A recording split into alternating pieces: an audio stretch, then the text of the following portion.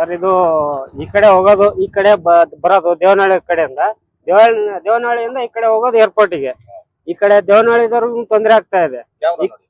ಈ ಕಡೆ ದೇವನಹಳ್ಳಿನವ್ರಿಗೆ ಹೋಗೋರ್ಗು ತೊಂದರೆ ಆಗುತ್ತೆ. ಈ ಕಡೆ ಮತ್ತೆ ಹೈದರಾಬಾದ್ ಇಂದ ಬರ್ತಾರೆ, ಅವ್ರಿಗೂ ತೊಂದರೆ ಆಗ್ತಾ ಇದೆ. ಮಳೆ ಬಂದ್ರೆ ಆ ಗುಂಡೆ ಎಲ್ಲ ಏನು ಕಾಣಿಸೋದಿಲ್ಲ. ಏನಿಲ್ಲ ಅಂದ್ರೆ ಒಂದು ಮೊಳಕಾಲ್ ಗಂಟ ಬರುತ್ತೆ ನೀರ್ ನಿಂತ್ಕೊಂಡ್ರೆ. ಏರ್ಪೋರ್ಟ್ಗೆ ಹೋಗ್ಬೇಕಾದ್ರೆ ತುಂಬಾ ತೊಂದರೆ ಆಗ್ತಾ ಇದೆ. ಇಲ್ಲಿ ಎಷ್ಟು ಸಾವಿರ ಗಾಡಿ ದಿನಾಲೇ ಏನಂದ್ರೆ ಒಂದು ಓಡಾಡುತ್ತೆ ಸರ್, ರೆಗ್ಯುಲರ್ ಆಗಿ ಓಡಾಡ್ತಾ ಇರ್ತವೆ ಗಾಡಿಗಳು, ಕಂಟಿನ್ಯೂಸ್ ಆಗಿ ಓಡಾಡ್ತಾ ಇರ್ತವೆ. ಸರ್ ಈ ಹಳ್ಳದಿಂದ ನಿಮ್ಮ ವಾಹನ ಚಲಾವಣೆಗೆ ಏನಾದ್ರು ತೊಂದರೆ ಆಗುತ್ತೆ ಸರ್? ಇಂಜನ್ ಒಳಗಡೆ ನೀರು ಹೋಯ್ತು ಅಂದ್ರೆ ಇಂಜನ್ ಸೀಜ್ ಆಗುತ್ತೆ ಸರ್. ಸೀಜ್ ಆಯ್ತು ಅಂದ್ರೆ ನಮ್ಗೆ ತುಂಬಾ ಕಷ್ಟ. ಅದರಲ್ಲಿ ಈ ಟೈಮಲ್ಲಿ ಬಿಸ್ನೆಸ್ ಕಮ್ಮಿ ಇದೆ.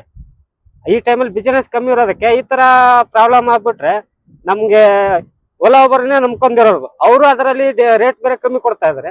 ಅದ್ರಲ್ಲಿ ಈ ತರ ಆಗ್ಬಿಟ್ಟು ಗಾಡಿ ರಿಪೇರಿ ಬಂದ್ಬಿಟ್ರೆ ಮತ್ತೆ ಸಾಲ ಮಾಡಿ ಎಲ್ಲ ಮಾಡಿ ಕಸಿ ಮತ್ತೆ ಗಾಡಿ ಮಾಡ್ಬೇಕಾಗುತ್ತಿಲ್ಲ. ಏರ್ಪೋರ್ಟ್ ಅಥಾರಿಟಿಗೆ ಏನ್ ಹೇಳ್ತೀರಾ ಸರ್? ಅವ್ರೇನ್ ಸರ್, ಅವರು ಒಳಗಡೆ ಇಷ್ಟೇ ಇದು ಮಾಡ್ತಾರೆ, ಈ ಕಡೆ ಆಚೆ ಎಲ್ಲ ನೋಡೋದಿಲ್ಲ. ಅವ್ರವ್ರು ಒಳಗಡೆ ಅಷ್ಟೇ ನೋಡ್ಕೊಂತಾರೆ, ಇಲ್ಲಿ ಆಚೆ ಏನ್ ನೋಡೋದಿಲ್ಲ. ಅವರು ಇಲ್ಲಿ ಬರ್ತಾರೆ, ಪೊಲೀಸ್ನವ್ರು ಎಲ್ಲಂದ್ರೆ ಅಲ್ಲಿ ಕೈ ಹಾಕ್ತಾರೆ. ಇಂಥವೆಲ್ಲ ಇದು ಮಾಡಲ್ಲ. ಅವರು ರೋಡ್ ಟ್ಯಾಕ್ಸ್ ಕಟ್ಟ ಅಂತಾರೆ. ಎಲ್ಲಿಂದ ಕಟ್ಬೇಕು? ಈ ತರ ರೋಡ್ ಇದ್ರೆ ಯಾಕೆ ಕಟ್ಬೇಕು ರೋಡ್ ಟ್ಯಾಕ್ಸ್? ಕಟ್ರಿ ಅಂತಾರೆ.